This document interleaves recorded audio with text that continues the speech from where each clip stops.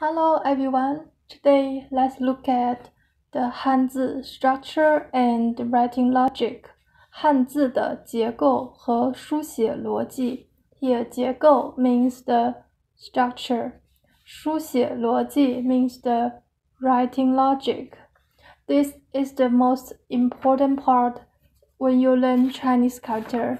As in the last video, I have shown you that this is the second step. In how you start. So now we are in this step. So now let's get started. In this video, I will show you 4 common structures and 2 specific ways. Okay, now let's look at our first structure. The first one is called 上下结构. It means top to bottom structure. 上 means top, 下 means bottom. Okay, so when it have 3 parts, we will call it 上中下结构. You will have 1 part, 2 part, 3 part. So we'll call it 上中下结构. Now let's look at some example. The first character is 花. 花 means flower. And we can separate it in this way. So it's 上下结构. And for the next one, 思 it means idea or myth. It's here. So we can separate it here. Well, for the next character, it seems a little complicated one, but let's separate it. So we can separate it in 3 parts, right? So it is actually the 上中下结构we talk about here. So it have 上中下. And for the writing logic, it's so obvious. So you should follow this structure. So you should write from the top to the bottom. Okay, now let's look at how to write 花. So we will from the top to the bottom. Yes. And the next one for 思, it means idea, or use a verb means 思 meet someone. 思 like let's write this. So from the top and then to the bottom. For this one, so we should also follow this structure from the top to the bottom. So write the top first, and then the middle, 中 the middle, and the bottom. So it's so directly right from the top to the bottom. The writing logic is exactly the structure of the character itself. So from the top to the bottom. Okay, now let's look at our second structure. It's called 左右结构. It means left to right. Okay, now you will got that. So the writing logic is exactly correspondence to the structure itself. We should definitely write from the left to the right. And the same if you have 3 components here. So it will induce with 左中右结构. It means the left, the middle, and the right structure. Okay, now let's look at some examples. First one, this one is 村. 村, it means village. So we can divide it into these 2 parts, right? So it's 左右结构. And for next one, 吃, we can divide it in this way. So it's a left and to right structure. And it means eat, 吃. And the next one, we can divide it into three parts, simply like this. So it's exactly the 左中右结构, means left, middle, and right structure. So now let's write these three characters together. The first one, 村, from the left to the right, exactly. The next one, 吃, means eat, 吃, left, right. Okay, next one, our 左中右结构. So we will from the left, then the middle, and then the right. Okay, it's so easy, right? So the first one 上下结构, 上下结构, and the next one 左右结构. You can simply write from the top to the bottom, and the next one is right to the left. It's so easy. Okay, now let's look at our third structure. It's called 半包围结构. It means half surround structure. Let's see what does it mean. We can compare with the 全包围结构. This is our first structure. 全包围 means full surrounded. So I will just show you an example of each, then you will understand that. 半包围 means half surround. So here we have a container. We have a container here, right? But we did not close this container. But let's see the 全包围结构. The same, we have the container here, right? But the last step, we will close this container. So this is called 全包围结构, full surround structure. Okay, now let's look at our half surround structure first.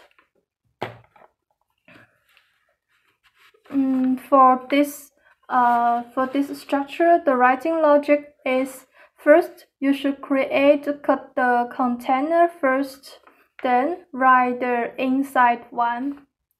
For the writing logic of this half surrounded structure, you should first create the container first. So what do I mean? So for this one, 同, it means same. So its container is here.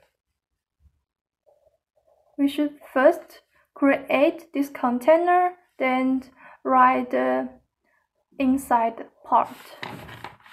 The next one is 问. 问 means ask.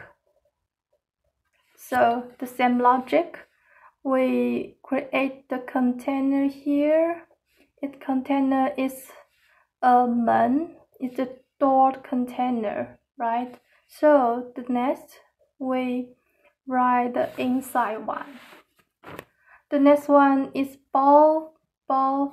Maybe this container is not so obvious, but if you write at the first time, you will notice its container is here.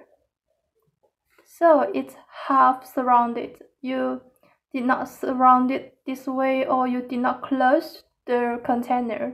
So you will write the container first, then the inside one. It means bag, 包. The next one is a little different from these three characters. This one, you should imagine that this radical is a but. Actually, it's 走之儿. It's called 走之儿. It's a Chinese radical. I will show you later. For the character in this way, first you should write the passenger on the boat first. Write the passenger. and then ride the boat. Here we go. So let's do it again. Ride the passenger and ride the boat. And there is a very similar radical with this 走之. It's like this one. It's also like a but it will close. This stroke will close this stroke. So it's a clause here. And let's write a character in this way. It means 建 means construct. Also the same. You should write the passenger first. Do it again. Write the passenger first. And then here we go. So here we have the second order, right? We just write the passenger first, then the boat. The boat here, I mean, is just this part. So you should write the passenger and then the boat. So we have true writing logic here. Be careful. For the 全包围结构, it called full surrounded. Well, for this writing logic, it's quite easy compared to the half surrounded. One you need to know is, first, we should create a container. Then we see that there is an inside part. It's an inside little mouse there, so we write the inside one, then we close it. Let's do it again. A container, the inside part, then close it. It means 回 means come back. The next one is 国. 国 means country. So the same logic. First, we create a container, then write the inside box part, and then we close it. So do it again. The container, the inside part one, then close it. So the key point of this 全包围结构 is you should close the container at the last stroke. So you should write the container and then the inside box and then close it at the last stroke. So these are the 4 common structures in Chinese. I hope that you can learn this well, and then try to analyze this when you try to write a Chinese character. Okay. The next is 2 special cases. There are some special Chinese character. It just stacks some the same characters, like here 品 means taste. It just sticks 3 mouse. So we should write from the top to the bottom. First the top and then the bottom, from the right to the left, right. And this one 生, we also just stack 3 木 means just stack 3 trees in Chinese, so it means a forest.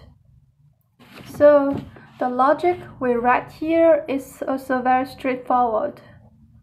The middle one, and then the bottom. Okay, let's do it again. The top, bottom.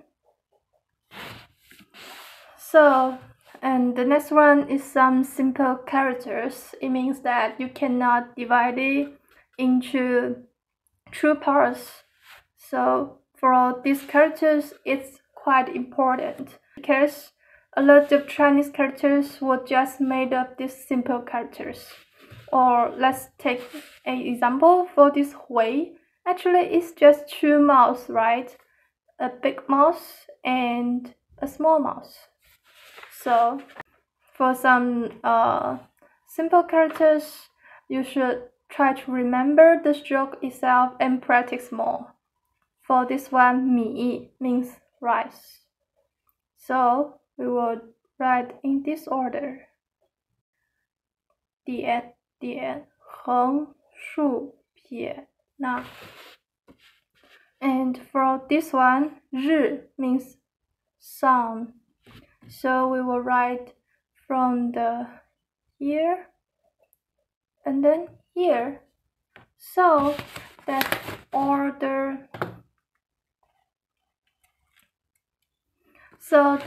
the Chinese character structure and writing logics you should know. Now let's do a quick summary. The first one is 上下结构. So the writing logic is from the top to the bottom. And then for the 左右结构, you should write from the left to the right. And for the 半包围结构, here you should pay attention because we have two cases here.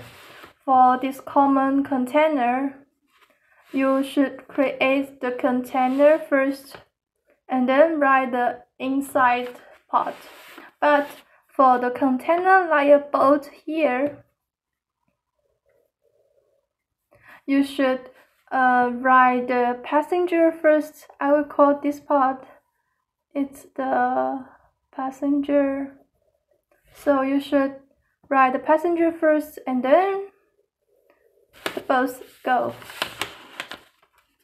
The next one is 全包围结构. For that, the only thing you should remember is close the container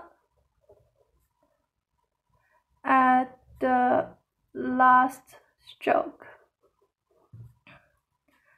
Close the container at the last stroke. So you should not write in this way. It's the round stroke order. Okay.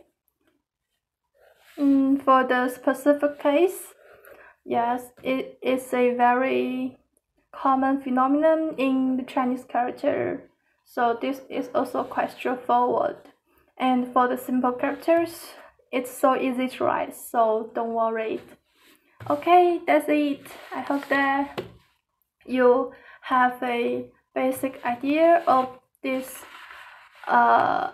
character and the writing logic. And see you next video.